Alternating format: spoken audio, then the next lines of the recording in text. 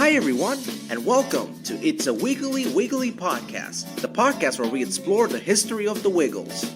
I'm Bonnie. I'm Sakura. And we hope you enjoyed this episode of It's a Wiggly Wiggly Podcast.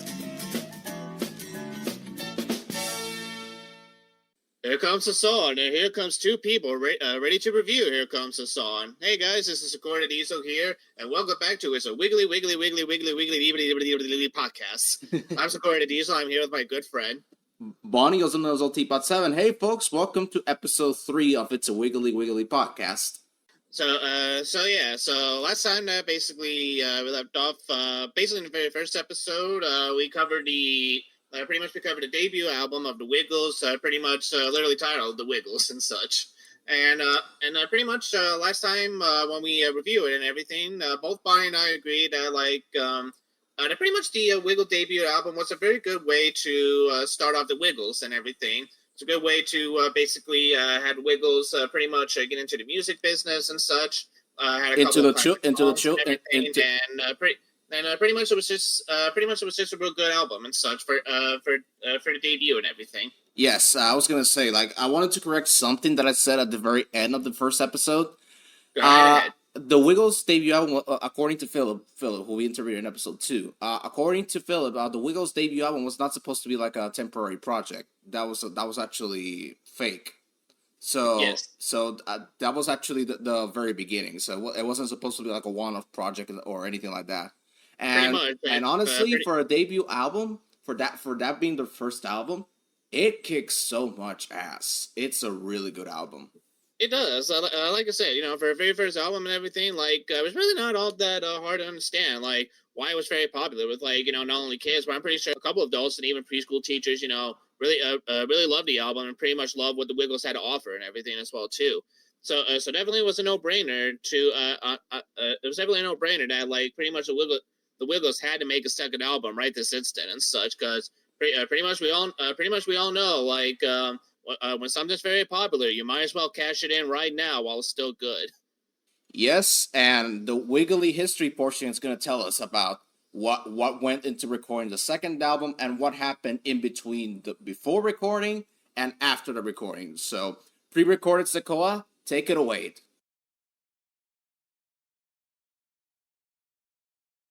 Shortly before the Wiggles' debut album was set to be released in August of 1991, their first manager, Jeremy Fabini, told the guys in the group that they needed to do something to promote it, as they couldn't just release the album and call it a day right then and there, especially since it was a children's production. So, eventually, after being convinced that their concept of a children's group was fantastic, the group decided to start performing live for kids.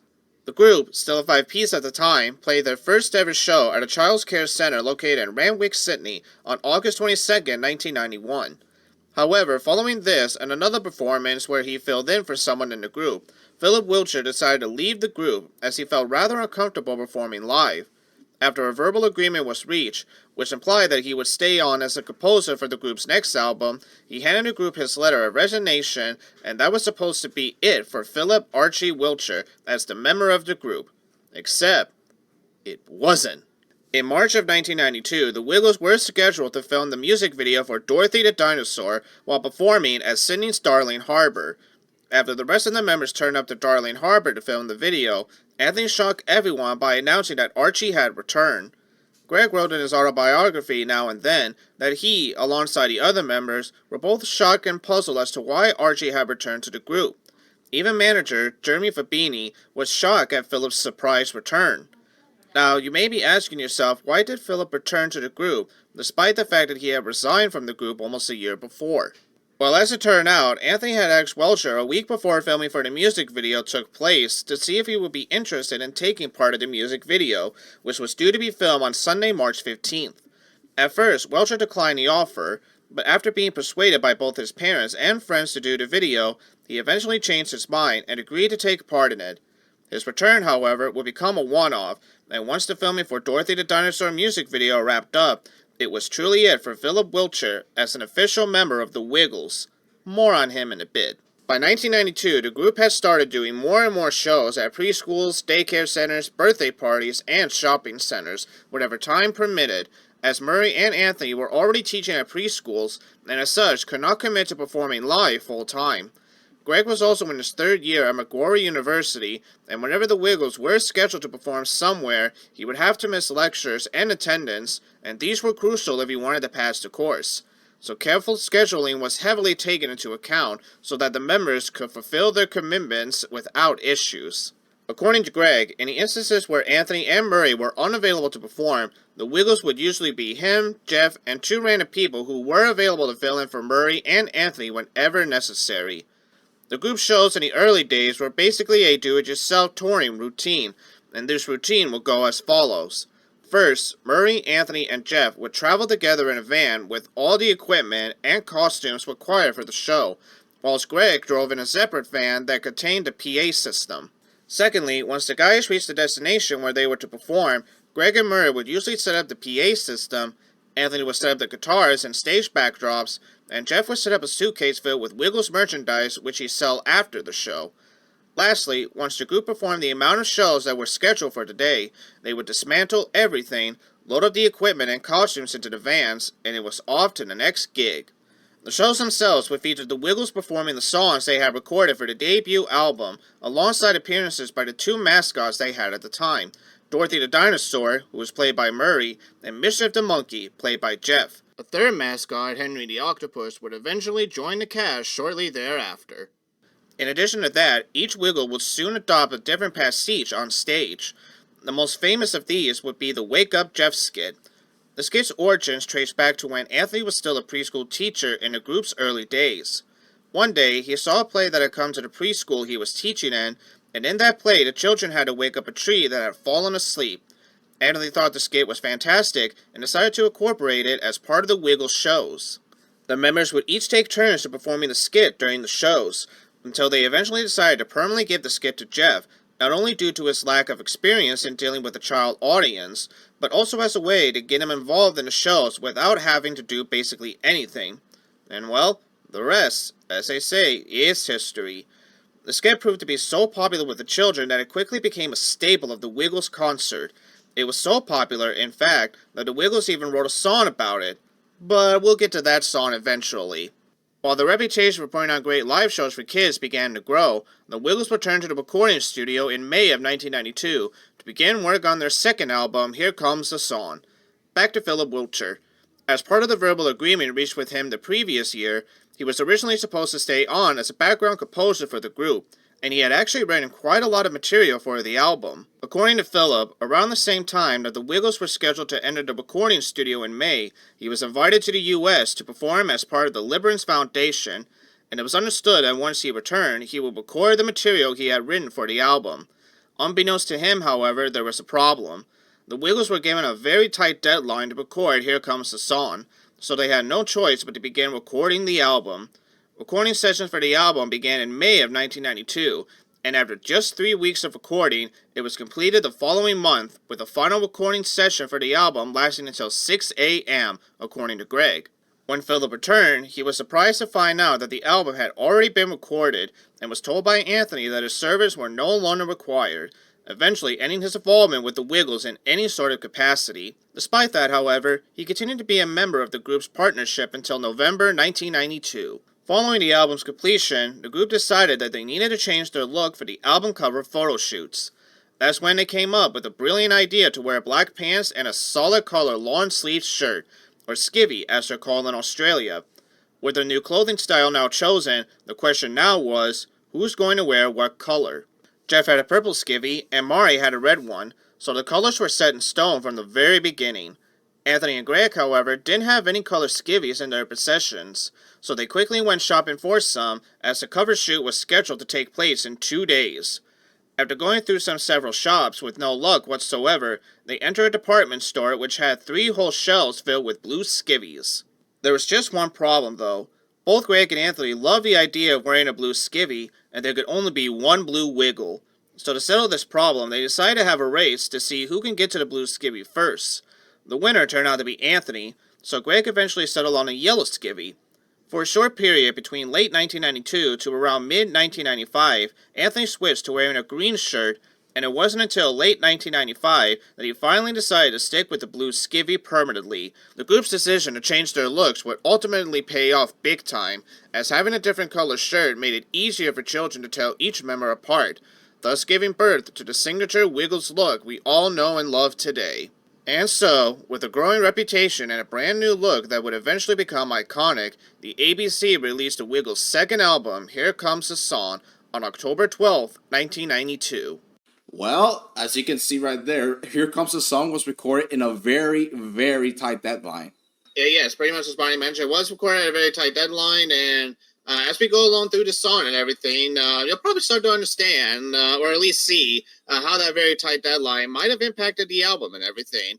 But will it impact it in a good way, or impact it in pretty much a not-so-good way and such? We'll have to find out when we start reviewing the songs. But before we get to the song, I just wanted to discuss a little bit of what was our experience going into this album. So let me start with me, since I have more backstory with this album than you do.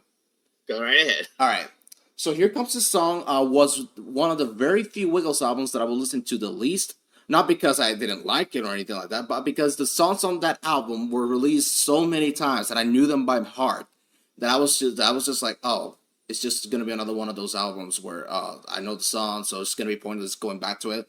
But when I was a kid and I listened to it, I was surprised there was a couple of songs on that album that were hidden gems, and surprisingly, they've never been re-released afterwards. Pretty much, yeah. Pretty much as we go along through the songs and everything, Bonnie will let you know which songs have been re-released and which songs have pretty much only been exclusive for this album only, and as of right now has never had a re-release as of yet. No, I think the last time they reprinted this album was in 1994, which, fun fact, I actually own a copy of the 1994 version. Nice. Yeah, the way to tell the difference is that at the bottom, at the very back, you see an EMI logo, but the very first edition contains a phonogram logo. So this is the one I have, the second edition of it. So I think the last time they re-released it was in 1994, and ever since then, it's never been re-released. So what about you? All right. So pretty much my expectations and everything. Like I said, after coming out, listening to the debut album of the Wiggles and everything, pretty much I definitely have seen and understand perfectly on why the Wiggles not only was popular back then, but are still popular to this day and everything. And pretty much listening to the songs on the first album and everything, I was like, okay, well, I'm definitely interested in seeing what. Pretty much what the Wiggles have in mind for their future albums and everything.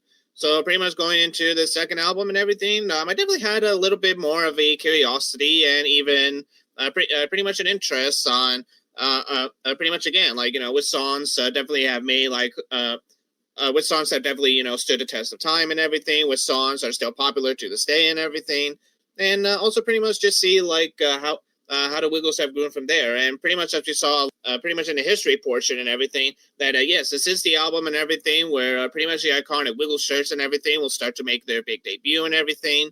And even as we're going to see in this album as well too, there's going to be another very important character that that's definitely still a staple in the Wiggles franchise to this day and everything. Yes, indeed, and he's still with them to this very day. This is the second Wiggles character created after. Well, technically, we want to count. Well, actually, yeah, technically third, because we have Mischief the monkey and Dorothy the dinosaur and everything. Yeah, Dorothy's been with them since the beginning, but Mischief kind of disappeared after their first concerts. Yeah. So, but yeah, it's technically the third character, but yeah. So yeah, I'll be honest. Going into this album, when I told Sequoia that we were gonna do this album, I was like, yeah, you know what? Let's go and see why I didn't like this album when I was younger. But let's find out for ourselves. So let's get into the songs. So Sek, do you want to take off? Do you want to take it away with the first song? Sure. Pretty much the first song, if I remember right, is basically "We're All Friends" and such. Yes, we're all friends. All right. So we're all friends. So all right. So pretty much kicking off in this album and everything. Comparing this to what we heard from the very first song on the last album, "Get Ready to Wiggle" and everything. This song right here actually does serve as a good debut song, pretty much, for this album and such. Pretty much is nice and catchy and such.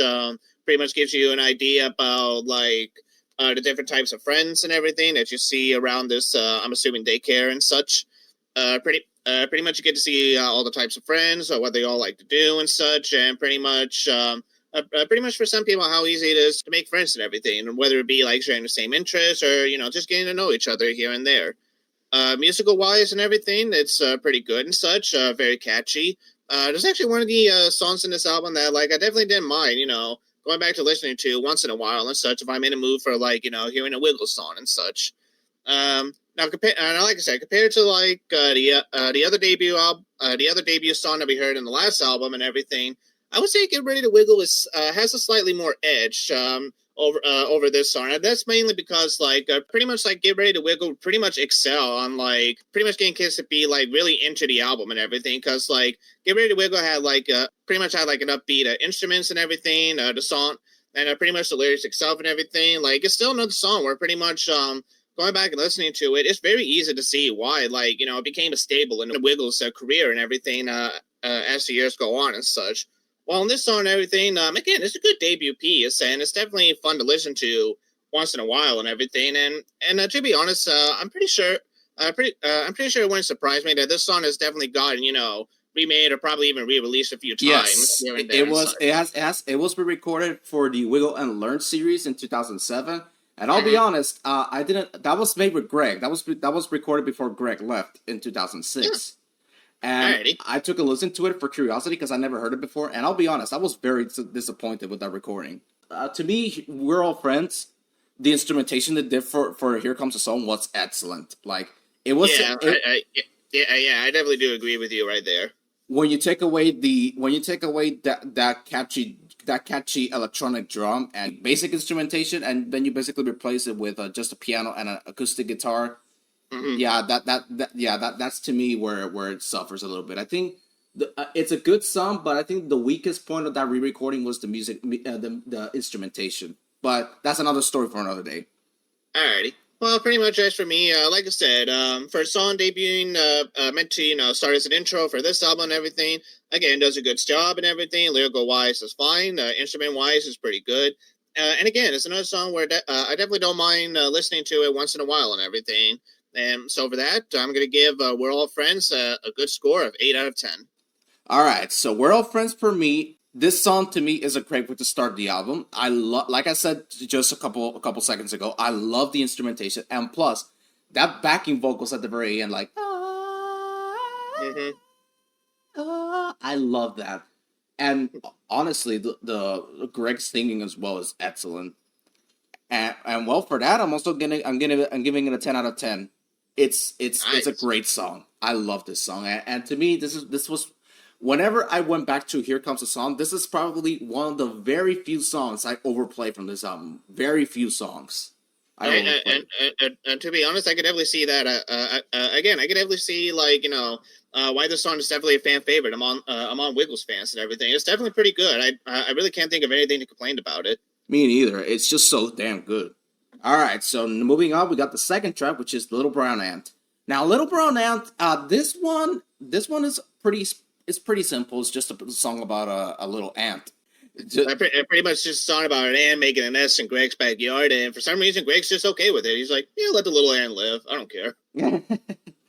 It's a good catchy little song. I don't have too much to say on it. It's just a little catchy song. I do love the instrumentation, and I love the little instrumental break where the ant is like bouncing. I love that. It's not one of my favorite songs from the album, but it's still a catchy little song that, you know what, I'm going to give it a 7 out of 10. Because it's a good catchy little song. As for me, I'm definitely in the same boat with this one. Definitely fun, catchy song and such about it and such. And this is something I mentioned with Bonnie, like pretty much when we were listening to the song and everything. But pretty much it's one of those songs where like I could definitely see playing on the old classic Jumpstart series as well too, because pretty much has the same kind of bouncy beat that like some Jumpstart songs would definitely play in the background and everything. And again, lyrical wise, it's very simple and such, but very catchy. At the end of the day. So pretty much as Barney said, it's a short, sweet, and simple song. I definitely want to call it one of my favorites. But I also definitely don't hate it as well too. So there's definitely a lot of good things about this song that pretty much if I was to listen to it again, I definitely would not mind one bit. So as for me, I'm going to give this song an 8 out of 10 as well. All right, that's a good rating. All right, so up next, take it away with our first poem. I Knew a Cricket. Yeah, I knew a cricket, and actually, you know what?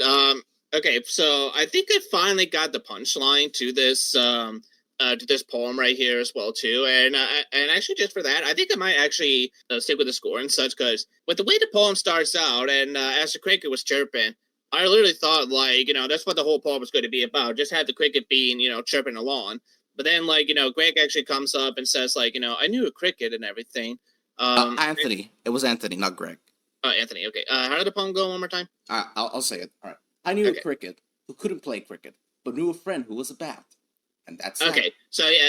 Okay. So yeah, I finally got the reference and everything too, because for us American audience like myself and everything, for those of you who don't know, down in Australia and everything, there's a popular sport down there. Well, okay, to be fair, I don't know how popular it is, and also in the UK as well. Also in the UK, as far as also in the UK. So pretty much there's a sport down there they play called cricket and such and everything. And pretty much as soon as I listened to the poem one more time on my own, and pretty much as soon as like Anthony said that the friend was bad, I'm like, I just got it. I just got that reference and everything as well too. And honestly, pretty much just that. And even the way Anthony said in the end, and that's that. Always makes me burst out laughing every time I hear it. Oh man, I mean, like honestly, you know what?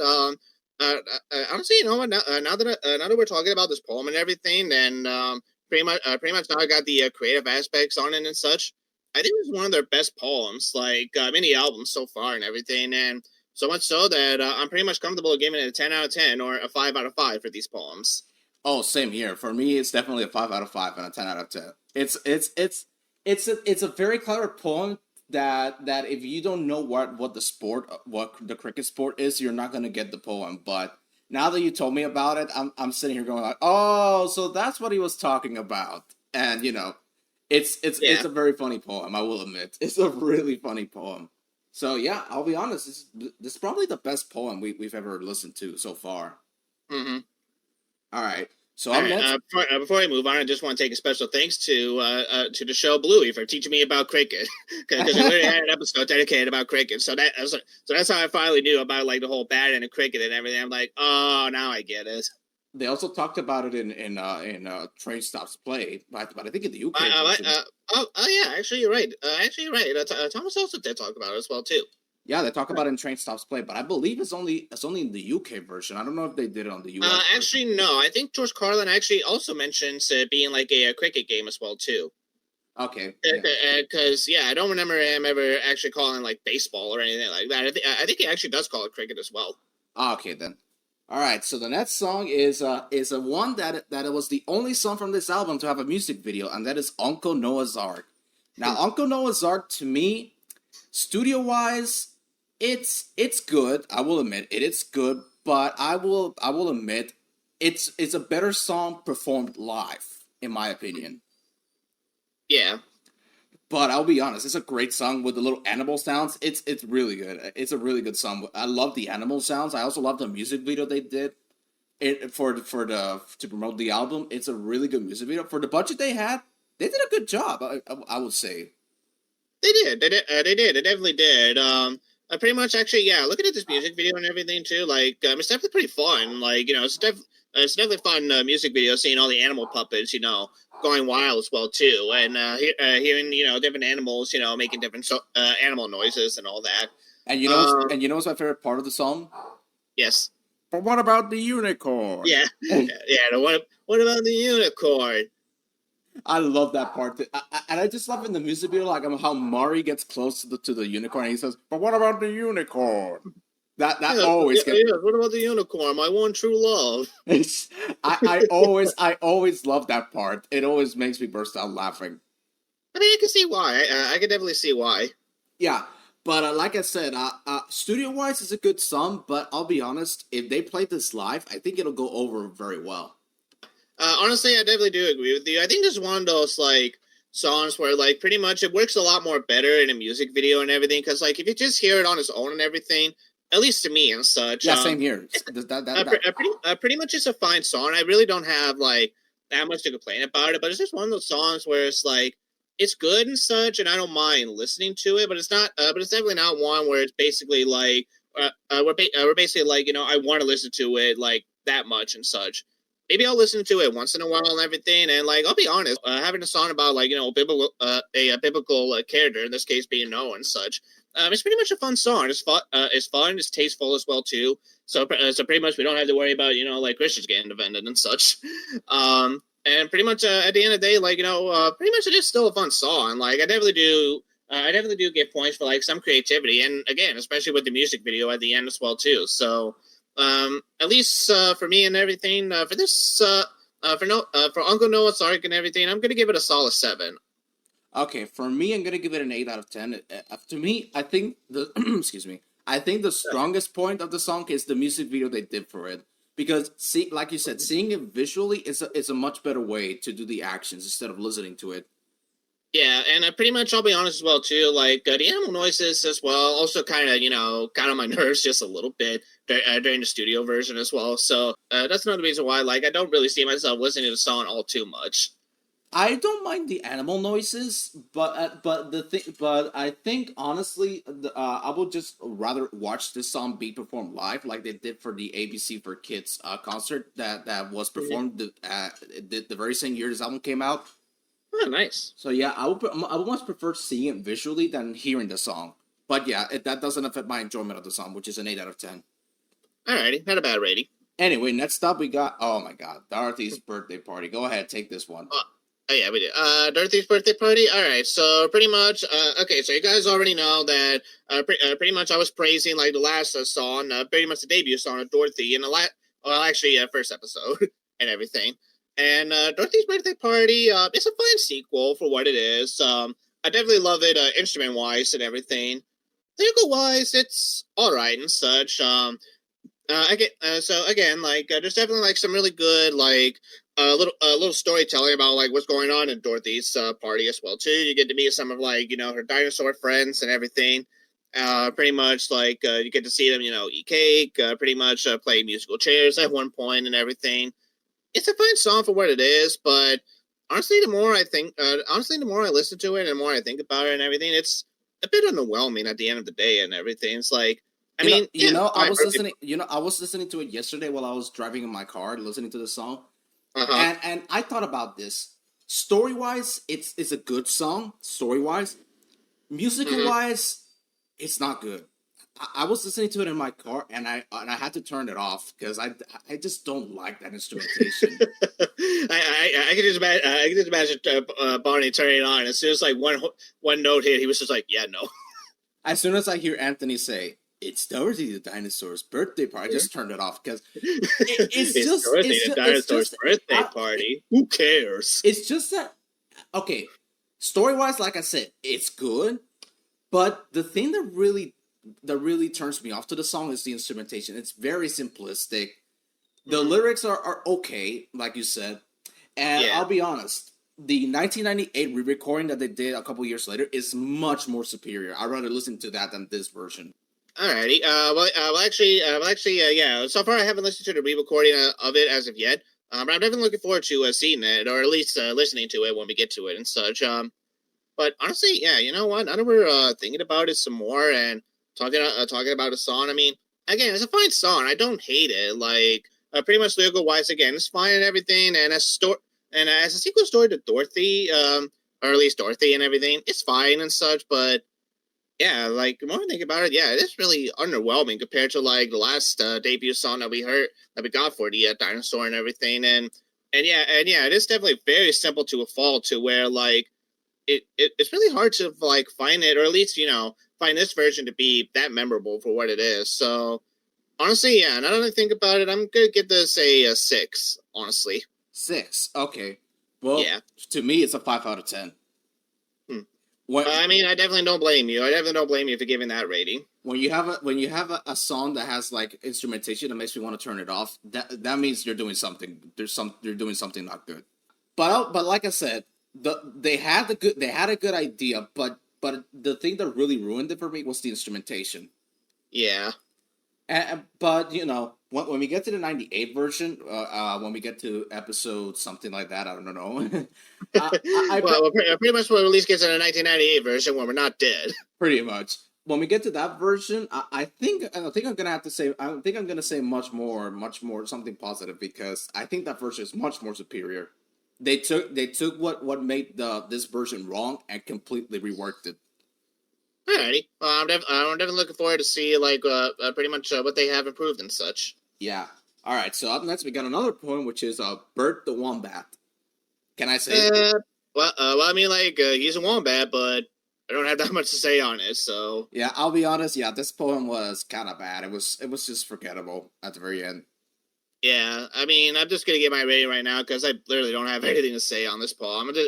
So I'm pretty much giving it a 4 out of 10, or at least poem wise, to be like a 2 out of 5. All right, for me, yeah, the same thing. A 4 out of 10 and a 2 out of 5. Yeah, it was very boring. Yeah.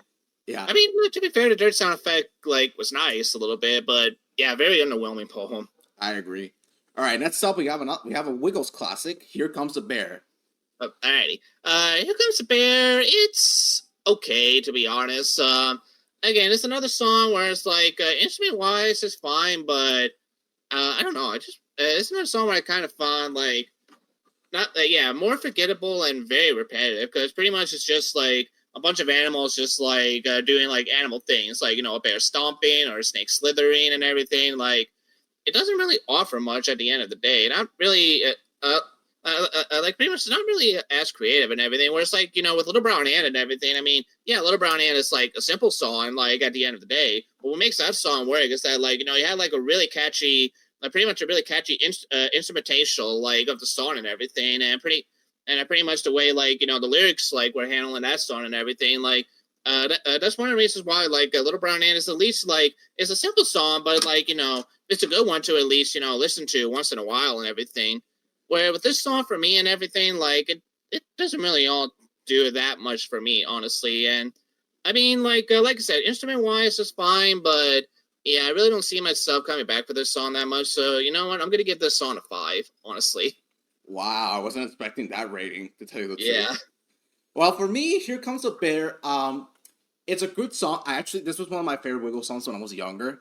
Mm-hmm. But I think this is a song that goes better visually than audio-wise, like with Uncle Noah's Ark, because seeing the actions yourself, seeing the Wiggles do the actions, and you following along, it's better to do it visually than audio-wise. Yeah, but to me, it's still a good song. I really like this song. I just love the instrumentation. I also like it's seeing it visually. I also like it. Mm-hmm. Audio-wise, the instrumentation is good. The lyrics are pretty good, I will say. And to me, I'm going to give it a 7 out of 10. 7 out of 10. Alrighty. All right, next up we got, oh man, a classic. a really good classic. And the song that Henry the Octopus. Henry the Octopus.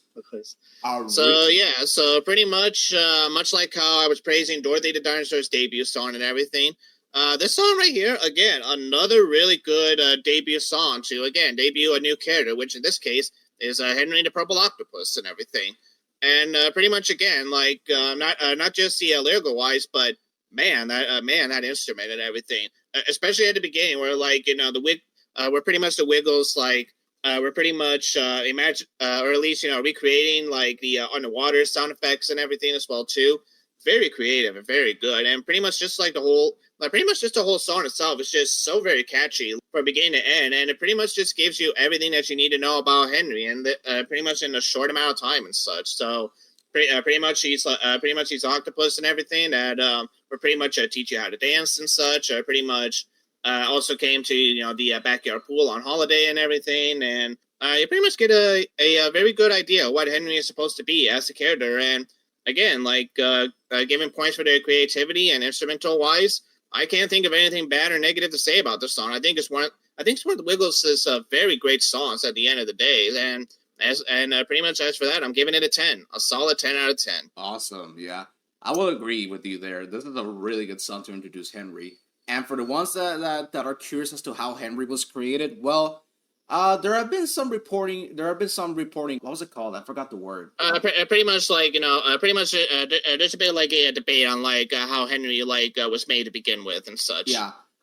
From what I was able to see, some of the Wiggles don't remember how it was created, but according to Anthony and Jeff, He was created after Tony Henry. Tony Henry was the drummer for the Cockroaches. Mm-hmm. He basically came to him and said, "Hey, you should make an octopus that likes to play drums."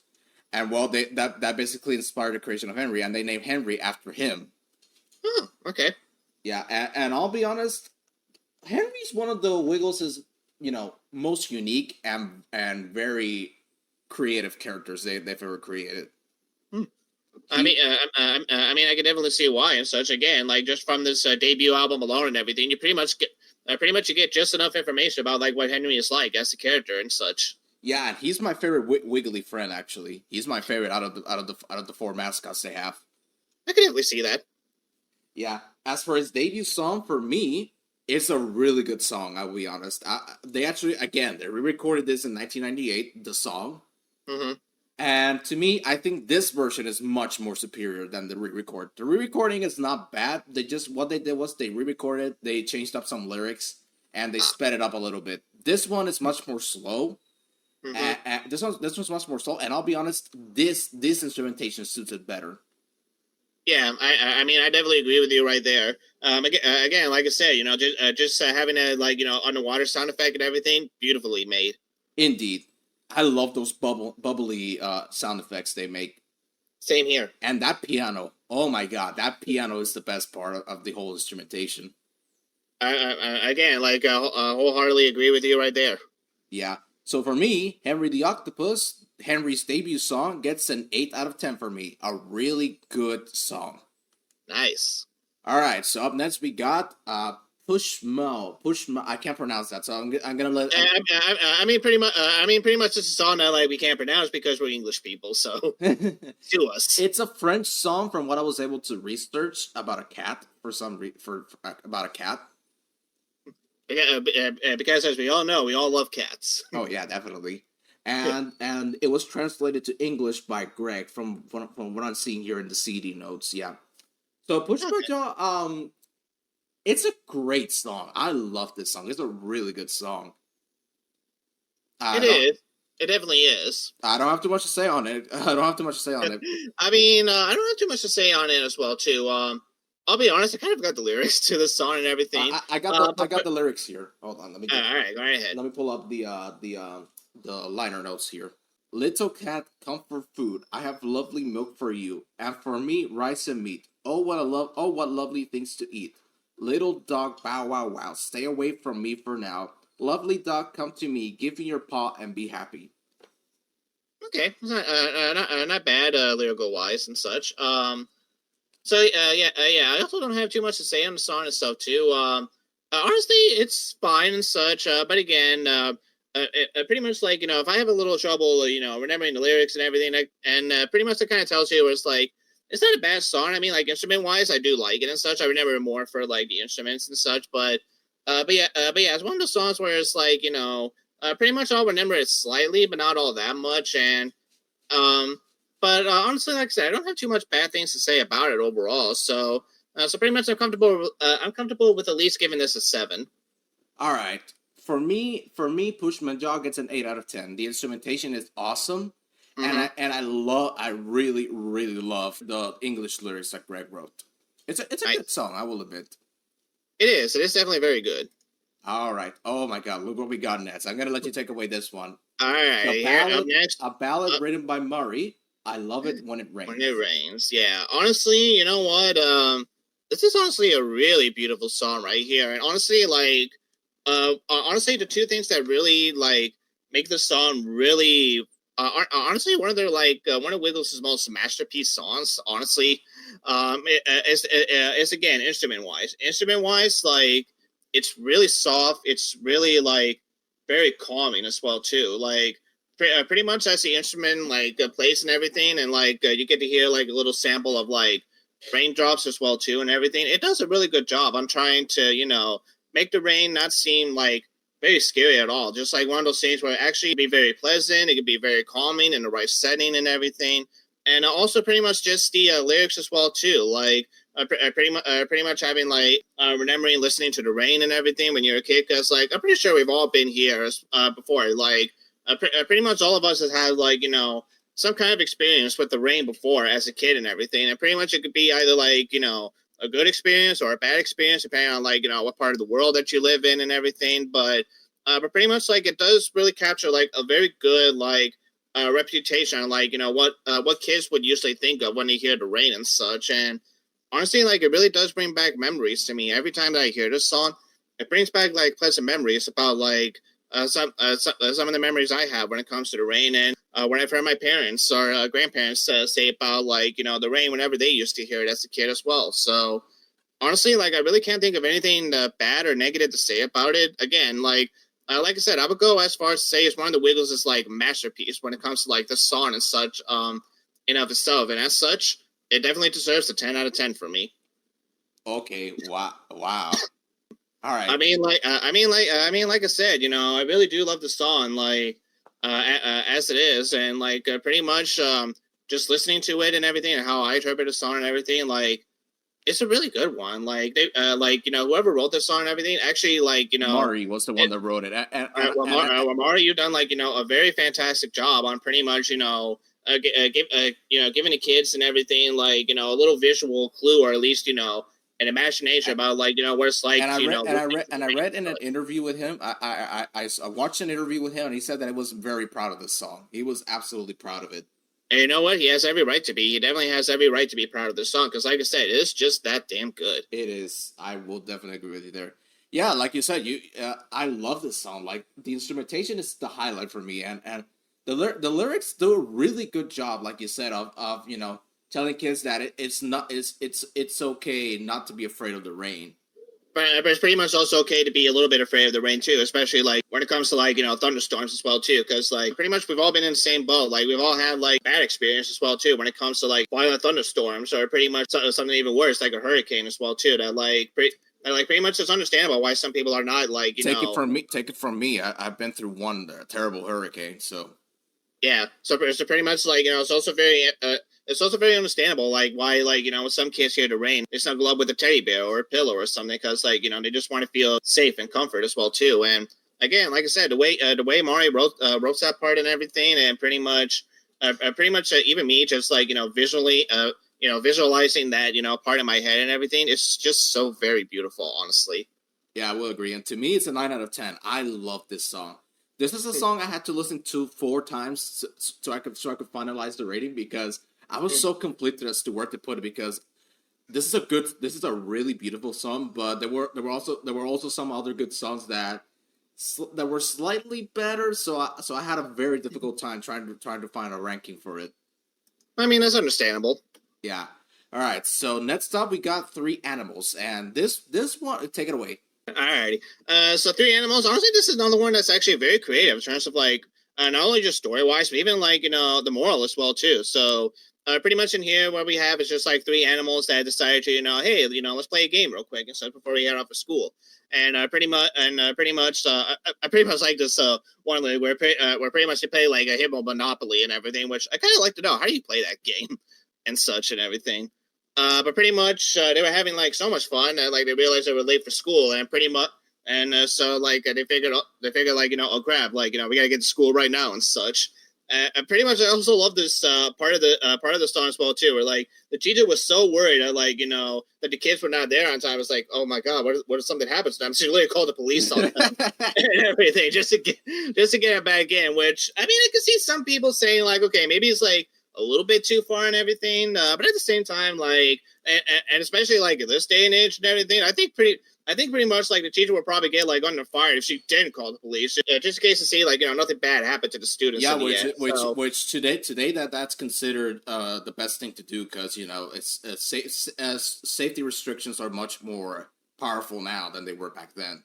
Pretty much, yeah. So again, it's one of those songs where it's like pretty much like honestly, just listening to that part of the song again as well too, it's definitely like stood up and like in terms of like pretty much like it's pretty much stood up the test of times as well too. So but yeah, like instrument wise and everything, it's a fine song, and again lyrical wise, it does a good job on telling like a story and even giving like characters to like these 3 animals as well too. So yeah, I really don't have anything bad to say about it, honestly. So I'm going to give it a solid 8. All right, yeah. You know what? Talking about it, I'm also going to give it an 8, because story-wise, it's good. And I think the character voices are also good. Like, we're late. You're right. My watch is going tick tick tock. And also that the watch at the very end, like, and then beep. Love that. Yeah. Yeah. So originally I was gonna give it a 7, but after you talked about how much this song means well, I'm gonna give it an 8. All right. So up next we got "Sing a Song of Polly." This is an instrumental, basically based on "Polly Put the Kettle On," and it's a really good instrumental. I will say, like when we interviewed Philip in the previous episode, and he talked about like how Anthony said that the meaning of life isn't Polly Put the Kettle On. I can honestly kind of see that with this instrumental. Yeah, yeah. Honestly, I could definitely see it as well too. Honestly, and instrument wise, yeah, like you said, pretty much just a good one and such. Nothing really all that much bad to say about it and everything. I can see some people like maybe like not getting into like the flute part and everything because it does go on for like a bit too long. Yeah, maybe a bit too long for some people and everything. But for pretty much, pretty much instrument wise and everything. It's good. It's definitely, very, it's definitely very pleasing to listen to, at least to me. So at least on my end, I definitely don't mind, listening to it once in a while as well. So I will put it in the background. I will put it in the background if I'm working on something. I will put it in the background while I work. you can definitely see that. Yeah. All right. So for me, I'll give this instrumentation. I'll give this, I'll give this instrumentational song a solid 8. Yeah, same here. I'm also gonna give it an 8. Oh my God! Look what we got next. "Come and Sail the Sea." You want to go ahead and take this one because I know it's one of those songs where it's like it's not one of your favorites. No, I really don't like this song. This is the first song on the album where I'm gonna say like this is one of the songs that I don't play from this album because I don't like it. Like it's got good storytelling again because the Wiggles are masters in telling stories and songs as usual. Mm-hmm. Yeah. But the thing again, this is something like this is going back to Dorothy's birthday party. The thing that really turns me off to "Come Sail the Sea" is the simple instrumentation. I really don't like it. That's the thing that turns me off from this. I can understand. I definitely understand where you're coming from on that part. And the lyrics are pretty good. I will agree. It's just a song about sailing the sea with this captain named Frank, who likes to walk the plank. Who loves to walk the plank, pretty much. And pretty much, we get to meet pirates with big ferocious lips. Which honestly, if you were to put that in the lyrics in today, I don't know if you would actually be able to get away with that today. No, I don't think so either. Honestly. Yeah. But yeah, I don't like the song mainly because of the instrumentation, and the instrumentation really hurts it for me. Like really hurts it to the point where it's so boring and forgettable that this is one of the very few songs on the album that I will hear once and then okay, a couple months pass and then I listen to this album again. I was like, oh yeah, I forgot why I dislike this song. Next. So for me, it's a 5 out of 10. I really don't like this song.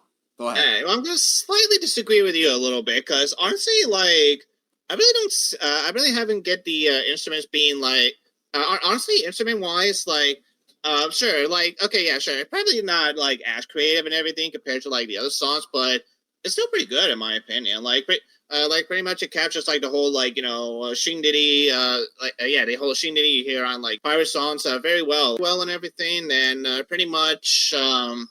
Pretty much, yeah. Again, just like the instrument wise, it's catchy, it's upbeat. Honestly, it's one of those where it's like sometimes I find myself bopping along to it, along with the lyrics and such. Lyrical wise, I will admit it is repetitive and such here and there, so I could definitely see another reason why people might not like this song as much because yeah, it's a little bit repetitive and everything. But at least we get to meet like a couple of people on the ships as well. And everything, and give like a simple idea, like what their characters like could be like, if we were to board the ship and such. So, for me, again, I could definitely see why some people might not like it as much. But as for me and everything, I think the song is actually catchy enough to where like I actually don't mind like listening to it once in a while here and there. So, for that, I'm gonna give it 2 points higher than you and give it a solid 7. All right, I do see where you're coming from with that, and I completely get it. I completely understand where you're coming from. All right, so up next we got another poem, which is "A Pirate's Life is Fun Beyond Measure." Squawk of a parrot and lots of buried treasure. AKA, this poem is kind of boring. Yeah, I mean, yeah, pretty much it's just Honestly, it's not much of a poem. It's almost kind of starts like a checklist on like can you expect like when if you decide to become a pirate and everything. So yeah, like poem wise is another one where it's like not really all that creative. So I'm gonna give this one like for me I'm gonna give this one like a 4 out of 10 and AKA a 2 out of 5. I'm gonna give it a 3 out of 5, 1 point higher. Because I'll be honest, I do love the sound effects of the waves and the seagulls. Mm-hmm. But other than that, yeah, I completely agree with you. Yeah, this is another kind of forgettable poem. Yeah. Right. Next, we got finally a kick-ass song, "Bound for South Australia." I love this song. I really love this song. This is one of the hidden gems from this album that I didn't see coming when I listened to this album for the first time. When the bongos kicked in, I was like, oh, okay, now you got me. And according to the liner notes, it's a traditional Australian song, I think. Yes, pretty much. I've already got it on Wikipedia. Yeah, pretty much it's a well-known pretty much a sea shanty and such and everything. Yeah. And I'll be honest, for a sea chant, this is really good. I really, really love this song. Sometimes when I'm singing along, I just replace the South Australia with my home country because it kind of fits the lyrics. Yeah, it does. It definitely really does, honestly. And pretty much, yeah. I'm a bit of the same boat as well with you on this song. It's not my most favorite, honestly, but I can definitely see why it grows on you. Like the more you listen to it, because again, it's a good sea shanty song and everything. The bongos and everything, as well as the other instruments, really helps it out. Really helps this song out like tremendously, in my opinion and such. And lyrical wise, again, like it's very catchy as well too. So honestly, I don't have that much complaints about the song. Honestly, me neither. To me, this song is one of my favorites from this album, and I'm gonna give it a 9 out of 10. Nice. All right. For me, I'm gonna give it a solid 7 and everything. Again, not a bad song and everything. Just not one where like I would listen to it too much. But at the same time, I definitely wouldn't mind listening to it once in a while. Yeah, me neither. This is one of the very few songs from this album I come back to and I loop like 2 or 3 times because I love this song. And I could definitely see why, honestly. Yeah. All right. So moving on, take away the next one, which is the Gypsy Rover. Gypsy Rover. Go ahead. This one is not all too bad and such. Again, instrument wise and such is fine, and lyrical wise, learning about a dog and everything, and pretty much going on this venture with this dog. It's fine for what it is and everything. I really don't have too much to say on the song personally and such. But for what I remember in it and everything, it's fine. Again, it's another song where actually I definitely don't mind listening to it once in a while, and because of that, I'll give it a solid 7. Yeah, for me, it's also a 7 out of 10, and this is one I was a little bit conflicted on as well, because this one was brought up a lot in Wiggles fan circles, and I was like, might as well take a listen to it. And when I listened to it, I loved Greg's voice. Greg's voice to me is the highlight of the song. But I'll be honest, like, I completely understand where they're coming from. Like, say it's a good song, but to me, this is not one of my favorite songs from the album. I'm sorry to say this, but it's not. Yeah. And if you like it, that's awesome. Continue to love it. But to me, I think this is one of the very few songs where I will listen to it once and then maybe come back to it just mainly for curiosity. But I still like it. It's a 7 out of 10. Alrighty. All right. Up next, we got a family song. Family song. You want to take away this one? Sure.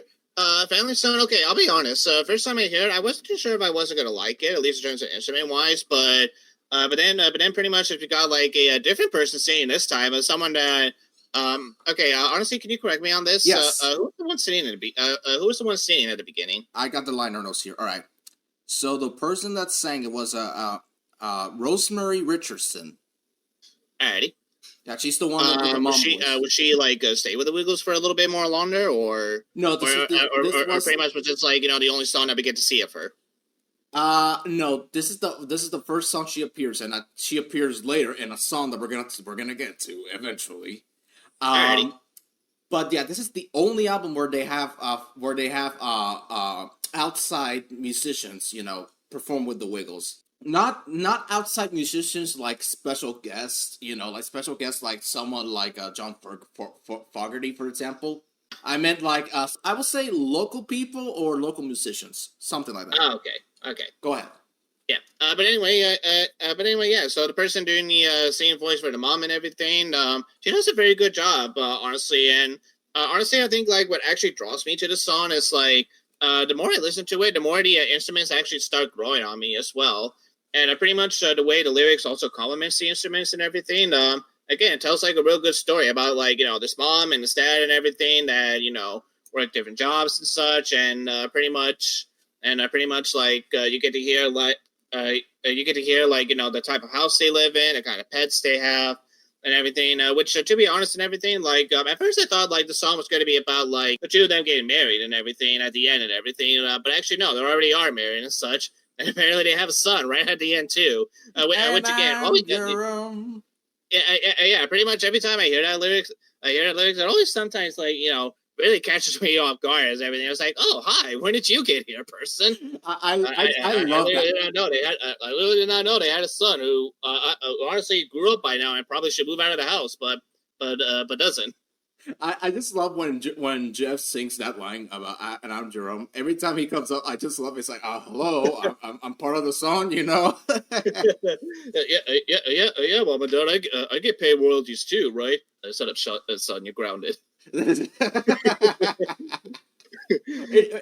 I will admit that to me is the highlight when Jeff comes in singing that line. I love it. That's my favorite part of the song. Me too, honestly. And honestly, like the more I listen to the song, like the more it actually really does grow on me. Like pretty much it's a happy beat song and everything. Again, does a really good job on like showing off the family members and everything, what they do like outside of home, what they do inside of home as well too. Honestly, like it's a song where like I always look forward to listening to whenever I get a chance. So I'm gonna give this one a solid 8, honestly. Yeah, you know what? I'm also gonna give it an 8. Actually, let me correct the rating here because I was originally gonna give it a 7 because the first time I listened to this song before we start work on Here Comes the Song, this was one of the few songs, the only song on this album that I didn't like because I didn't know about how horrible one of them was later on. But which we'll get to it eventually. We'll get to it. Yeah, okay, yeah. But when we listen to this song, I was like, the first time we listened to it, I was like, come on, song, why all of a sudden now I like the song? Darn it. Darn it! I was supposed to hate you, but now I love you. Pretty much the main plot line of every love story. Pretty much. But listening to it more, I actually start to enjoy the song, and it's a good thing we listened to this 3 times, because now I see the importance of listening to stuff 3 times now. Because if I was to judge by the first impressions, I will basically say, okay, this is a bad song. Next. Alright, so for me it's an 8 out of 10, like you said. It's a really good song. Alright, next up we got Daniel and Molly, and let me take away this one. Go right ahead. Alright. So Daniel and Molly. Okay, so let's start with the fun fact first. The dog sound you hear will actually later be used for another character, which we're gonna get to in a couple of years, but I won't say who it is. I'm sure a lot of you know who it is, but I think I also have a good idea on who this character is, but okay, we'll save the surprise for later. The song overall, it's okay. Not good, not terrible, just okay. It's one of the more... It's okay. I definitely do agree with you. Yeah, it's one of the more forgettable songs from this album, and I'll be honest, like, this is one of the few songs from this album, again, that I don't remember the lyrics to it. Like, I listened to it once, and then when I come back to it, I was like, what are the lyrics to this song? Then they start singing, and I was like, oh, okay. So, from what I think off the top of my head, I think this is supposed to be, like, because I was also talking about this with Barney and everything, I think this is supposed to be, like, the Wiggles' own version of, like, Lady in a Tramp, where instead of the dogs falling in love and everything, I think they just like pretty much it's just like Daniel wanting like a good friend to play with and everything, and pretty much here comes Molly, and now Daniel has a best friend that he definitely will not be sleeping with at the end of this album. Let me read the lyrics. I got the lyrics here from the album. While you do that though, at least for me, one of the like good highlights from this song is definitely the instruments. The instruments like are really good in this song, honestly. All right, let's see. It's probably one of the few memorable things about this song. Yeah, I read the lyrics right now, and yeah, it's like them trying to do like their own version of Lady and the Tramp, like you said. Yeah, except for this one, the Cocker Spaniel is a male, not a female. Exactly, pretty much. So pretty much Rule 63, lady. I'm gonna pretend I didn't hear that. So anyway. Anyway, yeah. To me, okay. Talking about this song, I was originally gonna give it a 7, but I'm gonna lower it down a little bit. I'm gonna get from 7. I'm gonna give it a 6 out of 10. All right. Honestly, for me, I'm gonna keep the 7 because, like I said, like the only thing that I do remember from the song that I still actually like is the instrument wise and everything. But the reason I'm also gonna give it a 7 too, or at least like why I'm not giving it something like an 8. I'll admit though, because I'll admit the barking of the dog sounds they get a little bit on they get on my nerves a little bit, especially towards the end and such. So, but overall and everything, like it's a fine song. It's a fine and sweet song for what it is. That I really don't have like too much bad things to say about it, honestly. To me, it's unmemorable. The lyrics are unmemorable, and instrumentation is okay.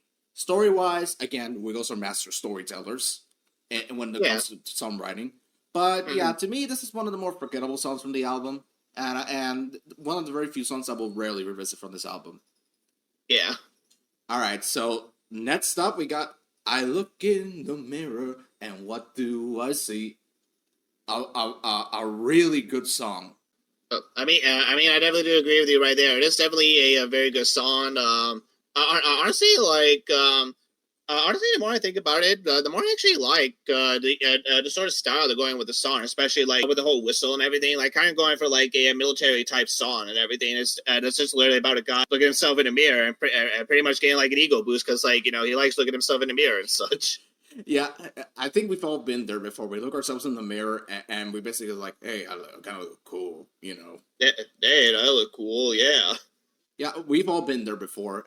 As much as we want to admit it or not, we've all been in that spot where we look ourselves in the mirror. I mean, especially we don't want to admit it, like we all have to come to terms that pretty much we're all like a bunch of egotistical people. Pretty much. But yeah, I love this song. I think finally after like three songs of from ranging from decent to unmemorable, we finally get another kick-ass song. Pretty much. And to me, I Look in the Mirror is a great song, and it gets an 8 out of 10. I really love this song. Honestly, same here. I'm giving it an 8 out of 10 as well, too. Like, it's another song where, like, the more I listen to it and everything, I actually really do like. Again, I actually do like, pretty much the creative aspect, at least when it comes to, like, instrumentational-wise and such. Yeah, I agree. And hey, Barney, I mean, so far we finally have a good song, but look what these next few songs are coming up. Starting with Fire Engines. Fire engines, screaming round the block. Fire engines, where will they stop? They'll stop as soon as they hit the wall. But pretty much, yeah, Fire Engines. Okay, so the first time that Bonnie and I listened to it, we definitely did not like this song really all that much. Pretty much, like, the thing that really, I think, like, the turnoff for this song the first time we heard it was that annoying siren. Yeah, pretty much. Honestly, like the siren itself is still annoying. Honestly, to me, like pretty much is really like okay. Honestly, the more I listen to the song, the more I think about it, I kind of have a love-hate relationship with the song. I'm gonna be completely honest. Go ahead. Like I like pretty much like the okay. So one thing I will give this song credit for is pretty much like the way like Greg singing like the lyrics to the song as if like matching up to like the sirens of a fire engine and everything. That part is actually pretty creative. I will give them some points for that and everything. But pretty much yeah, like I said, the sirens part and everything is really what pretty much I can see one of the reasons why a lot of people probably don't like the song very much. Because like I said, pretty much if it's like only play like during the beginning and the end, and pretty much I wouldn't have that much of a problem with it. But the fact that like it keeps going on and on and on, especially like in between the lyrics and everything, I could definitely see a lot of people like just pretty much wanting the song to stop right now. Even though like the song itself is fairly short, like like pretty much under a minute. Only 43. It's only 43 seconds long. But pretty much, yeah. It's those 43 seconds and the silence where, like I said, I can see a lot of people like not wanting to come back for this song for a while and everything, and pretty much like sometimes I'm one of those, but once in a while I'll be like, you know what, maybe I'll listen to it just once and such. So honestly, for me with this song and everything, I give it points for creativity and everything. But for the silence and everything, yeah, the silence is what kills the song for me. So I'm gonna give it a middle of the road 5, a 5 out of 10. Okay, so like you said, you had a love-hate relationship. I kind of have a funny history with this song. Go ahead. The first time we listened to it, I didn't like it, but I then went ahead and listened to it on my own. And again, like a family song, this happened. Oh, darn it. Why? I don't want to like the song, but I somehow liked it. And to be honest, it's one of those songs where it's so bad that it's so good to me. Actually, it's kind of funny that you said that because pretty much that's how I'm gonna feel with another song coming up real soon. Yeah. Actually, no. That's pretty much the next song. Oh God! But before we get to it, let me just finish up. Go ahead. All right. So Fire Engines, like I said, I have a funny relationship with this song because, like I said, I'm not supposed to like it, but I listened to it on my own. I'm like, darn it, come on! And now I just listen to it just for farts and giggles, basically. Yeah. And it's a 7 out of 10 because it's so bad it's good. And the next song, I can definitely see that, honestly. And the next song, don't. Yeah. Do you want to go ahead and talk about this one first? Yes, I'll go first. Go ahead. All right, let me sum the song by saying, Dunkly wobble, dunkly wobble, push it wobble. Out. Let me do it. Dunkly wobble, here's a shitty song. Let me do it. Dunkly wobble, this song sucks. It's so annoying. I can't stand it. It's so annoying. Turn off the radio. It's a 1. I can't stand it. There you go. That's what I think about it. Yeah. Honestly, okay, yeah, the first time so viewers, let us know down in the comments if like Barney and I are going crazy and such, but pretty much the first time we heard about this song, we literally thought the Wiggles were saying about like someone taking a poo and such. Yeah. Actually, that's what we literally thought because pretty much like, you know, we were just like actually at least for me, I don't know about Barney, but like at least for me, like, you know, pretty much I was focused on the lyrics a little bit, but I was more focusing on like, you know, the instrument parts of the song and everything, and especially at one point where it literally sounded like a fart and such. It pretty much did sound like someone at the Wiggles was farting. Someone who's a Wiggles, I know there's much, but I know there's people that are experts in the Wiggles and could probably correct us in the comments. But to me, like you said, like at first when I listened to it, I thought the song was about poop, basically. Pretty much, yeah. Pretty much we were about ready to say that. Pretty much initially, we were getting ready to like. Just pretty much make a comment about like if you like toilet humor and everything, then pretty much you might like the song, but if you don't like toilet humor, then this song's not for you. But then as Barney went and did some research on the song, no, it's not about shit. Apparently, it's about like construction. Yeah, construction, which I had no idea how anyone is. Well, okay, I guess like lyrical wise, like it does say roof tiling and everything, so pretty much if you're not stupid like us, pretty much if you're not stupid like us, and you actually listen to the lyrics and everything, okay, you will know that it's about construction and everything. But but yeah, honestly, listening to it, it's a pretty weird song to talk about construction and such. Like pretty much like are you saying that like pretty much if the construction does not go as planned and everything, and pretty much everything's gonna come tumbling down or something, or like. Yeah, lyrical wise, it's a very confusing song. Like, I really have no idea what the Wiggles are trying to sing here. Honestly, at the end of the day, me neither. Honestly, and pretty much like it's one of those songs where it's like it's bad, but I kind of like it because of how bad it is. Because again, like the only thing that's saving it a little bit is the instruments and such.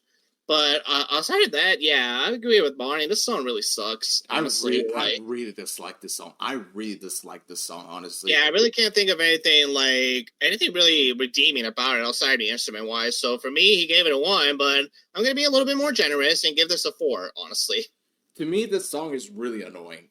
As soon as I hear dun dun dun dun dun dun, turn off radio. Dun, dun, dun, dun. Turn off.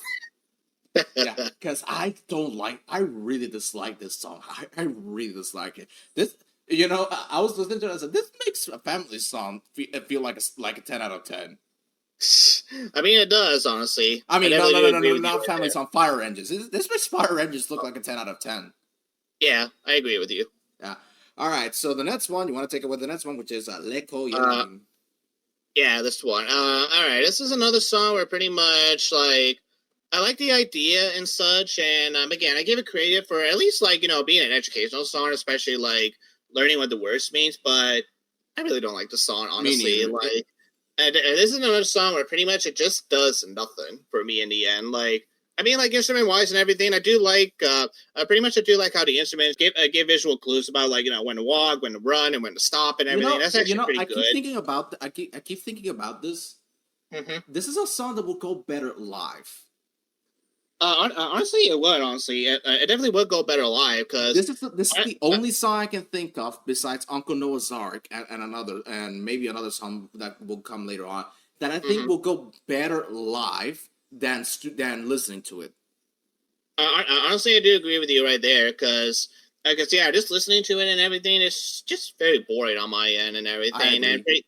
I mean, like, pretty much just hearing, like, pretty much just hearing the beginning and everything, like, learning about, like, what the words means and everything. Like, it's, again, it's educational and everything, but it just does nothing for me in the end. I'm going to go ahead and give it a 3, honestly. Yeah, I'm going to be a little bit more generous and give it a 4. I don't have to, I agree with your criticisms. I will add something, though. The only positive I have of this song is when they do it fast, like, let go, yeah, let go. Mm-hmm. Yeah, something like that. I don't remember the lyrics. Anyway, let me take away the next one. The next one is my favorite song from the album, Dancing Ride. Alrighty. After a few songs of unforgettable and sometimes absolutely terrible lyrics, we finally get my favorite song from the album, Dancing Ride. And I'll be honest, whenever I come back to this album, this is the song I overplay the most. Dancing Ride is my favorite song from the album. I love the lyrics, like, dancing like a tree, dancing like you have ants in your pants, and dancing like a rocket ship. Again, this is another song that will go well live, and they actually performed it live a couple times during the early days, and it's a really good song. I can see why this was a fan favorite in the early days. It's a really good song, and to me, it's a 10 out of 10. I really, really love this song. I mean, honestly, like, I do agree with you. It's a pretty good song. Again, like, pretty much it does as the song says it would. Like, when you listen to it and everything, like, you can't help but to dance along to it and such. Instrument-wise, it's still pretty good as well too. So, yeah, I can't think of anything bad to say, honestly, on my end. So I'm gonna give it a solid 7. I was actually gonna say this when we were working on this album. I discovered that they actually made a music video for it, but years later. Okay, so it's more years later and such. Alrighty. Yeah. Okay, so in Canada there was a program. I can't remember the name of the program. Mm-hmm. I think it was a kids program. I can't remember exactly. And the Wiggles were special. The only kids program I know that Canada had off the top of my head was like Treehouse and such. That's the only thing I could. That's the only one I could think of. I can't remember. Me neither. I can't remember, but it was a TV show, and the Wiggles were special guests on that TV show. Oh. And the concept was that they were running away from these group of fans, basically like the Beatles, where the Beatles had that, like, these mega fans that want. Yeah. And while they were running away, they performed Dancing Ride, basically. Oh, nice. And I'll be honest, if you haven't seen the music video, go ahead and watch it. You can find it on YouTube. I will say it's really good. It's a really good music video. All right. Well, I'll make sure to check it out when I get the chance. All right. So up next we got Whenever I Hear This Music. So go ahead. Alrighty. Whenever I hear this music, again, it's another one that's actually very good, very catchy, simple and such. And honestly, yeah, just listening to the instrument wise, I could definitely understand why Greg, like, pretty much why Greg always dances along to the song whenever he hears his music, because yeah, it's simple, but this simplicity actually works. Pretty much to where, like, yeah, whenever I hear this music and everything, definitely I wouldn't mind, bobbing my head along to the music, here and there and such. So, again, I can't think of anything bad to say about it and such. So I'm gonna give this one a solid 8. Yeah, same here. I'm gonna give it an 8 out of 10 as well. I really like this song. It was really good, and I'll be honest, like, either this version or the '98 re-recording, they're both very good. It's hard to choose which was my favorite because they're basically both good in their own ways. And yeah, like I said, really good song. I love the instrumentation, and the sound effects are also pretty good, I will admit. It is. The part where they go, knock your head up and down, you hear. Yeah, and pretty much like, wiggle your fingers or something like that. Twirl your hands round and round. Yeah, I love that part as well. But yeah, honestly, yeah. And as you mentioned that and everything, yeah, like I said, pretty much, the song and stuff like does really great on like pretty much just like pretty much just capturing like the movements instrument wise and such. So does a really good job on that. Pretty much. All right. Up next, we got. I'll take it with the next one because I know you have a lot to say on this one. All right, you go ahead and go first with this one then. Tidy Up song. Okay, now this song has a very interesting history with me. So going back to what I said at the very beginning of the episode, Here Comes the Song was one of the very few Wiggles albums I would listen to the least. And when I was younger, I used to exercise on a treadmill just to keep fit, basically. And I would put this album on because I wanted to see if I could like it while doing exercise. And then Tidy Up song came up, and at first when it started, I was like, okay, this sounds kind of boring. But as soon as that saxophone came on, I absolutely loved it. I was like, oh my god, where did this come from? This is actually really good. Honestly, that was almost my exact same thoughts the first time I listened to the song. Pretty much I hear the piano and everything, and I'm like, okay, where is this going? And then pretty much as soon as that saxophone came up, I'm like, oh, hello there. Where did you come from? And please stay. Yeah, and it's a really good song. Like this is, to me, this is a really, I would call this like the Wiggles underrated masterpiece. Honestly, like this is a really good masterpiece song right here. Because not only like. Honestly, like pretty much like any kid pretty much has been told by their parents to tidy up and everything probably understands, probably gets the same feeling that Greg is feeling as well. Pretty much just going through like the exhausted the exhausted way and like trying to tidy up like your dang room and everything, but it still gets very messy and everything. And pretty much again, anyone that has siblings probably also understands or at least feels what Greg is feeling, when like those that always get the blame, even though like the siblings are also just untidy and pretty much just untidy as they are as well. And also pretty much, again, like, the lyrics and everything, very creative and everything. And pretty much I also just like how random it is as well, too. Like, pretty much there's one point where, like, he finds an alligator under a bed, and then pretty much suddenly it turns to, like, a Tom and Jerry cartoon where, like, a mouse, a cat, and a dog are chasing each other. And I pretty much, I assume they left a house or something at some point, but pretty much, the creativity and just the way to like saxophone and everything. Honestly, this makes the song really more rocking than it has every right to be. And pretty much, honestly, because of that, this is actually one of the few Wiggle songs where like I really want to listen to it more and more. Every time it pops up and everything on YouTube and such, I'm like, actually, you know what? Yeah, let me listen to it again because again, this is another song where I can actually see like classic Jumpstart making it at some point and everything, because it does sound like something Jumpstart would play at one point and such. So yeah, I'll be honest, I don't see so many. I haven't seen many Wiggles fans talk about this song because I think the song is very underrated. It should get more recognition. Honestly, it's same here, and honestly, because of that, I'm giving this one a solid 9. Like this is just really that good of a song to me. I agree with you. It's also a 9 for me, and this is one of the very few songs that was never re-released. Yes, that is true. Which is kind of unfortunate because this song is underrated. It should be re-released or re-recorded at least. I agree. I definitely agree right there. All right, I'll take the next one, which the next one is one of my favorite songs from this album. Fly Through the Air. Beautiful. Absolutely beautiful. Instrumentation-wise, it's beautiful. Lyric-wise, it's simple, but I don't care. Instrumentation makes up for it.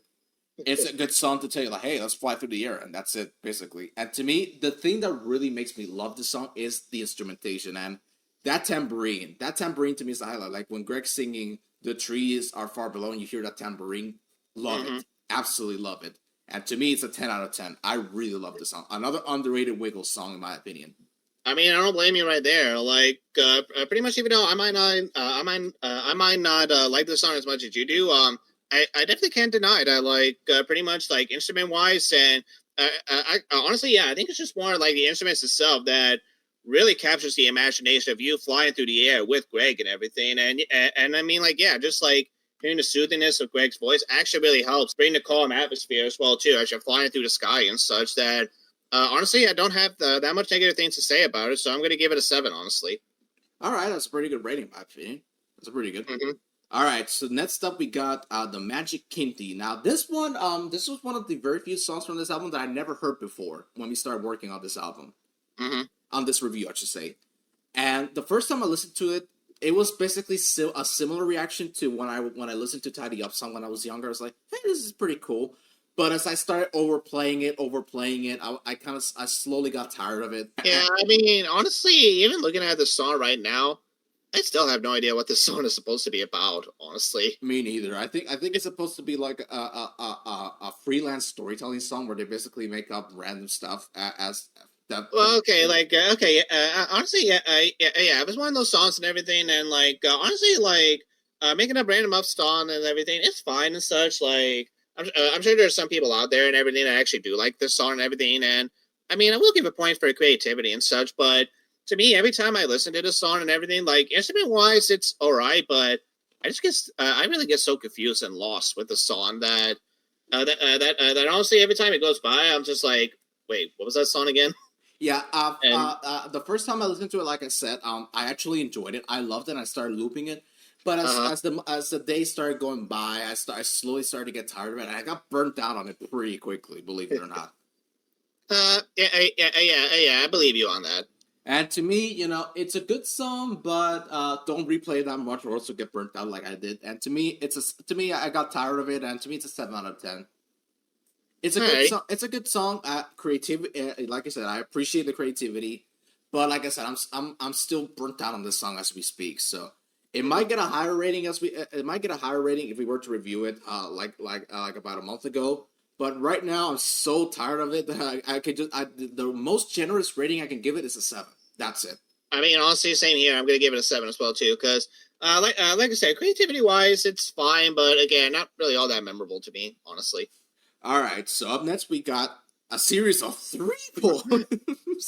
I mean, do we just want to go... let's do all 3. Want to talk about these, do we just want to talk about these poems, like, as a group and such, seeing how, they're just the same thing? Yeah, let's talk about all 3, but let's talk about our first experience with them first. Because the only one I knew was Rainy Day. But then we listened to Glush, Swish, Mush, Nump, and then Glush, Swish, Mush, Nump. Pretty much the sounds you hear when you step in puddles and such. And it's been raining all day. So basically, 3 poems about the rain, and this basically screams.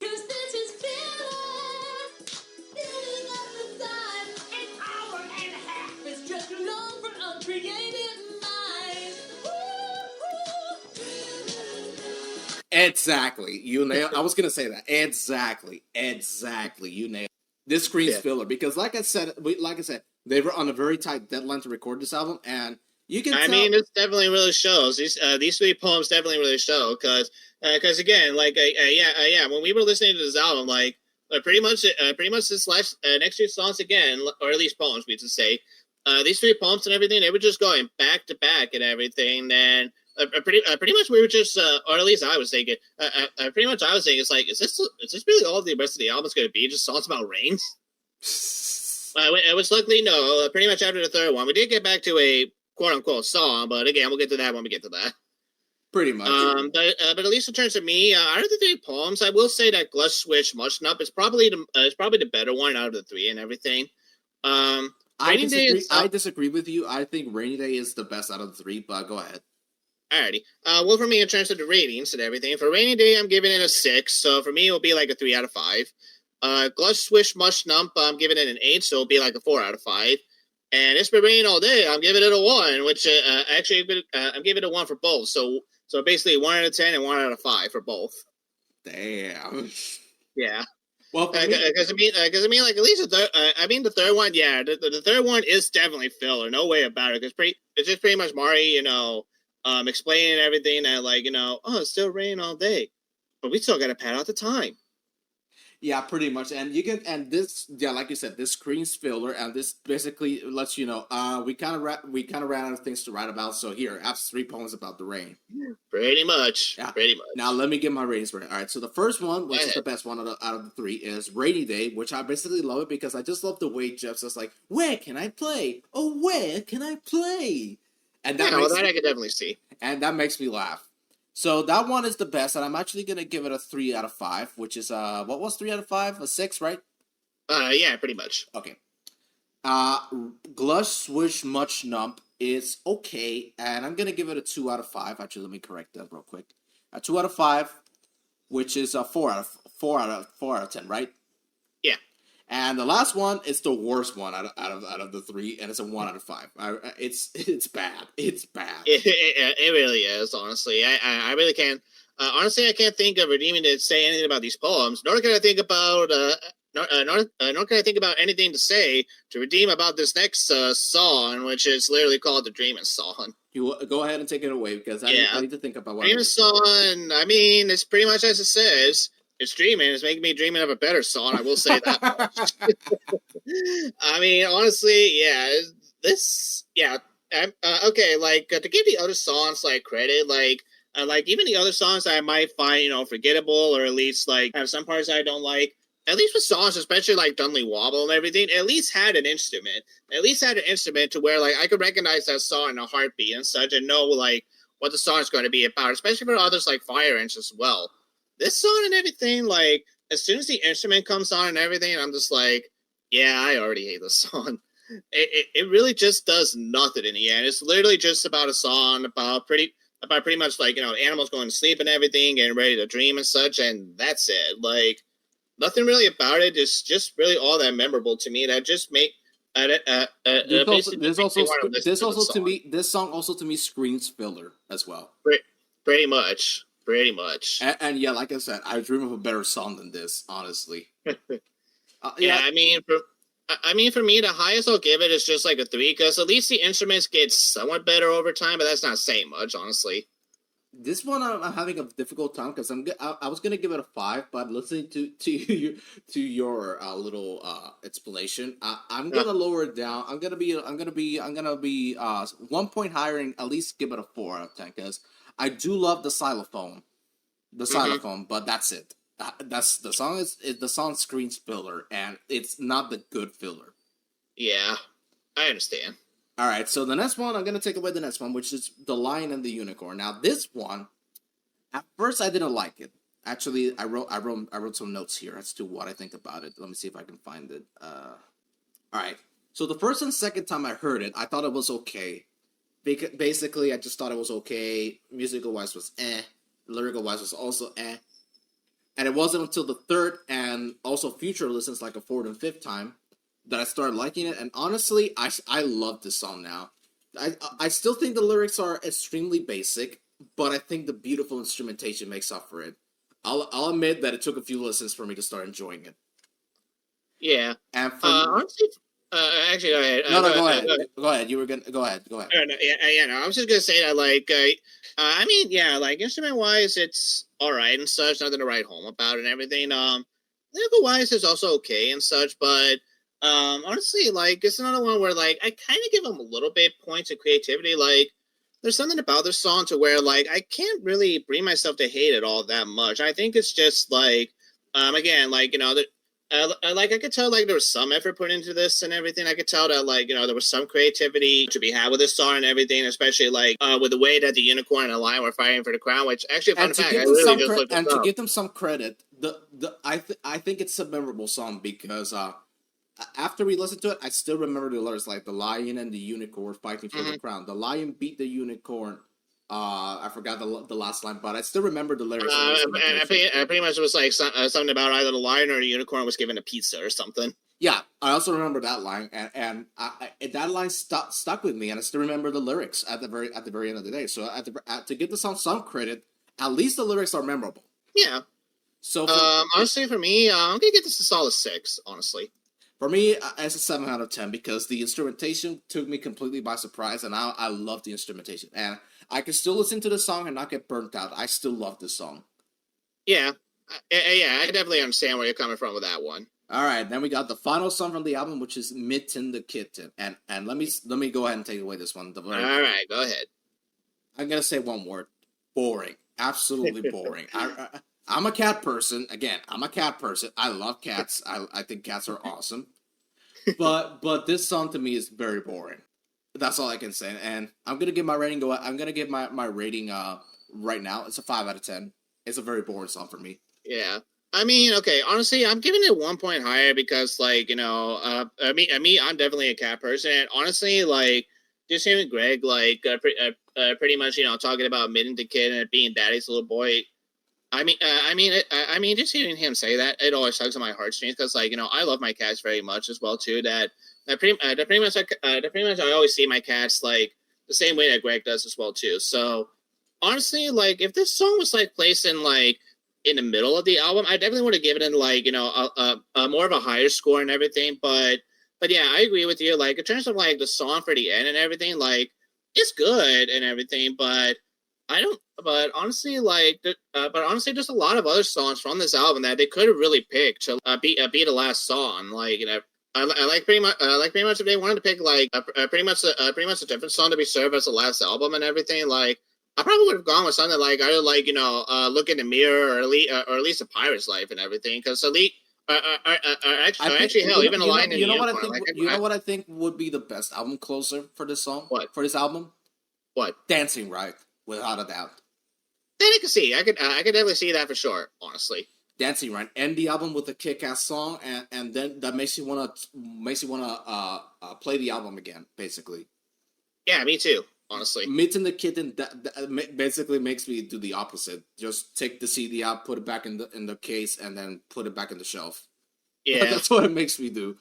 But if you put a song, I mean, honestly, yeah, like, I mean, I wouldn't take it out of the case, but at the very least, I'd be like, at the very least, I'd like, and then like, yeah, there's definitely a lot more better songs that you could have picked to end off the album at the end of the day. So for that and such, I'm gonna give it a 6. I'm gonna give it a 6 out of 10. All right, and if you guys missed what rating I give it a 5 out of 10.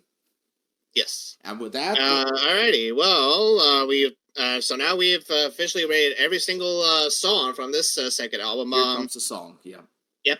Basically, who was first last time in terms of like the final rating for the last album? You were. We're still missing the top 5 and the bottom 5 as well. Okay. Well, actually, did you want to do the top 5 right now, or did you want to do it like after the rating? Yeah, let's do the ratings first, and then we'll do the top 5. All right, in the bottom 5. All right. So all right. I was first. Okay, so pretty much I'll go first, and I'll go ahead and add up right now. All right, so my final rating for Here Comes the Song, basically is 66%. So basically a 6 out of 10. So in a way, a D. In a way. Wow. Yeah. I was not expecting that. I was not expecting it. Honestly, I kind of was not expecting that either, especially like with some of the songs that I gave like high praise as well too. But then again, also looking at like some of the other songs that I gave like either okay or just downright, you know, bad ratings as well too. I can definitely understand like how pretty much how I got like a 6 out of 10. And I mean, honestly, yeah. Now that we're talking about it and everything as well too, like, okay, honestly, like, I think the second album is fine for what it is, but definitely compared to like the first Wiggly album and everything, you could definitely see there were some differences between like albums, especially when it came to like, you know, I think the songwriting took a beating in this album. Pretty much the songwriting, as well as like, you know, the tight deadline, like, you know, the Wiggles were put under when making this album and such. Yeah, and I think the ABC quickly realized that, because afterwards, like, the songs were I think they gave them more time, and the songs were good. Pretty much, yeah. Yeah, but at the same time, you know, like, they were doing great. The first album sold extremely well, like 10,000 copies at the end of 1981. So the ABC wanted to continue that trend. Like, hey, come on, give us a new album quickly. Pretty much, yeah. Yeah. Let's go ahead and do mine. Alright, so Barney's score for Here Comes the Song. Also a 6 out of 10. So we both give the second album a D, a 6 out of 10. And now I can slowly understand as to why I wouldn't return to this album when I was younger. Yeah, because it's got some good songs, but there's a lot of filler that really suffer because of the tight deadline. Pretty much, and honestly, like, just looking at some of the songs, especially the ones that we got, in terms of like the bottom and everything, like, some of the songs and slash poems really took a hit with this album and such. Yeah, definitely. So, do we want to do the bottom 5 first or the top 5? Actually, yeah. Let's do the bottom 5, and then we can focus on the good stuff and such. All right, you went first with the top 5 in the previous in episode 1. So let me go first with the bottom 5. All right, go right ahead. All right, so at the very bottom, to no one's surprise, or so we do from top to bottom. Actually, yeah. Let's go from 5 to 1 and such. All right, so 29 is the first, right? Yes. All right, so let me find number 29 then. All right, so coming in at number 5, the Dreaming song. Boring song, and the only thing I like is the xylophone, and that's it. Nothing else. Yep. Number 4, It's Been Raining All Day. The worst out of the 3 rain poems. Not good. Sorry. Yeah, I do agree. Number 31, Bird the Wombat. A forgettable poem. That's all I can say. At number 2, Leko Yeladim. A song that does absolutely nothing for me. I appreciate the creativity, but it's still boring. And at the very bottom, to no one's surprise, Dungly Wobble, this song sucks. Yeah. Turn off the radio. I can't stand it. And that's my bottom 5. So go ahead. What's your bottom 5? So for my bottom 5, it's pretty much almost the same, but I think there might be some parts different. All right, so for number 5, Rainy Day and Everything, pretty much the start on like the 3 filler poems and such. But still not as bad as the others and such. Number 4 is Let Go Yellum. Pretty much summed up my feelings on the song. Number 3, Dunley Wobble. I still like it enough and everything. Again, like the instrument wise and everything is fine and such. But pretty much, yeah, the lyrics and everything, like sometimes it's hard to like look past the lyrics and everything and not at least laugh with how bad it is. Number 2, The Dreaming Song. And number 1, It's Been Raining All Day. Oh wow! So the worst poem is the one at the bottom. Pretty much, yeah. Yeah. Again. Okay, let me say this again. This is all for fun. This is not facts at the end of the day. This is all what we think of the album. So if you disagree with us, that's completely fine. We're not doing this, just to bash the Wiggles or anything like that. Because I love the Wiggles, and they're my favorite artist. Mm-hmm. Yes, that's true. But like I said, sometimes, like just pretty much like with every type of media, or at least just every type of franchise that you love and everything, there's always pretty much you're always going to find duds here and there. Pretty much, and I still love the Wiggles, but yeah, this album right here, this is the first album where I can say that there were some pretty clunkers. There were some bad clunkers on this album. Mm-hmm. And again, like I said, if you disagree with our bottom 5, that's completely fine. If you like any of the songs in the bottom 5, continue to love them. And this all just. But hey, just like we said, like pretty much there's always going to be a franchise with bad songs, but that doesn't mean franchise can't still have good songs. And pretty much the second album, like if you've been listening to the podcast, you definitely do know there's plenty of songs in this album that we still like and such. Oh yeah, so let's try to we have a top 5 for them. Yes, pretty much. So speaking of the top 5, let me go first again because. Go ahead. All right, coming at number 5, we got Uncle Noah's Ark. Really good song. I think it's better live than studio wise. Mm-hmm. And if you want to know my thoughts on it, go back a few minutes and watch what I think about the song. Number 4, we got Bound for South Australia. A great sea shanty that I still can't get enough of it. And coming in at number 3, we Fly Through the Air. I already gushed about the song enough, so let's move on. All right, so number 2 and number 1 could change depending on my mood. So one day number 2 could be number 1, and one day number 1 could be number 2. But for today, number 2 is We're All Friends. Very close. All right, not a bad choice. Very close to making it to my number 1 spot, but there was another song. If you've been listening to this episode, there's another song that I think is much better than this. And to be honest, the two are neck and neck, and I still love them. And if I have to choose one of them, If I have to choose one of them, let me say that again. If I have to choose one of them, it will have to be it will depend on my mood. But today, my number 1 is, if you've been listening to it, Dancing Ride. I love this song. It's a really good song, and I never get sick of Dancing Ride. So yeah, that's my top 5. So let's go ahead and see what's the co-ask versus top 5. So go ahead. All right. So for my top 5, number 5, we have Family Song for number 5. So pretty much good instruments and everything, and pretty much again like the way they use the instruments, along with the lyrics and everything, and how the lyrics pretty much tell a story about this family and everything. It does a real good job and such. And again, took me by surprise the first time I listened to it. Number 4 is "We're All Friends" and everything. Definitely a good song to introduce this new album and everything.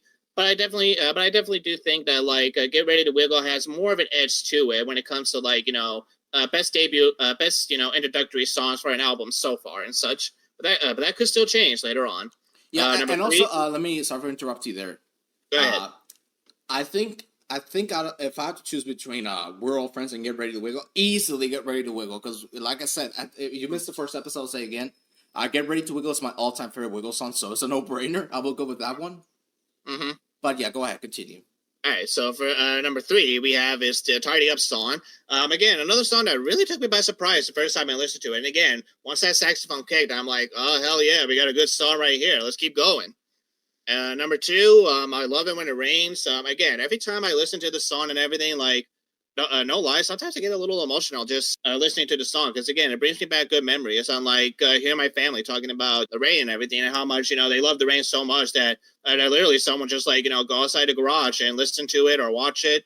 And someone literally just, sit down in the car and just listening to the raindrops, hitting the car and everything as well, too. So, again, like, instrument wise, in a way that, like, Greg is singing the song and everything, like, very good. And again, Mari has every right to be proud of this song. He made a masterpiece right here. No doubt about it. Absolutely. I 100% agree with you. "I Love It When It Rains" is definitely his best work so far. Pretty much. And number 1, Henry the Octopus. So, again, much like Dorothy the Dinosaur and how her debut song went, this is another really great song to debut another character that, honestly, I could definitely see why he's very popular among the kids and everything. Because, again, it does a really good job introducing to him and everything, and pretty much just letting him know what type of character he is. So, there you go. These are my top 5 songs for "Here Comes the Song." And yeah, like I said, yeah, you already saw my top 5. So, and with that, we're done with "Here Comes the Song." I will say, final thoughts on this album. I can see. Honestly, I was a little surprised with the rating in the end and everything. Honestly, I thought I was about ready to give it a 7 and such, but looking back on it and everything, I could definitely see how some would give it a 6 because pretty much, yeah, like you said, like it definitely does show, like especially in like the middle part of the album and everything, and especially towards the end as well too. Towards the end, you could definitely tell where the songs and the poems are, and which like the Wiggles like really had to get this album out very fast, or at least get it out as much as they can. And because of it, some of the songs did suffer dreadfully because of the crunch deadline and everything. They only had 3 weeks to record this album, actually. So yeah. And what was that? I know. I was just saying, yeesh, they had about like 3 weeks to record this. Yeah, 3 weeks. Yeah, Greg said it in his autobiography. Like, I read that biography like a number of times when I was doing the research for the history portion. Mm-hmm. And yeah, like he said, he said they only had a tight deadline, and the last recording session didn't end until 6 a.m. and they had to finish quickly because Murray had to teach, and Anthony had to teach, and Greg had to go back to the university. Wow. Yeah, that's how tight the deadline was. Man. Yeah, but to me, Here Comes the Song. Like I said, I'll be honest. Going into this album, I was very excited. I was very excited to see. Okay, I didn't like it as a kid, so maybe if we review this, I'll change my mind. And I'll be honest, I can definitely see why I didn't like this album when I was younger.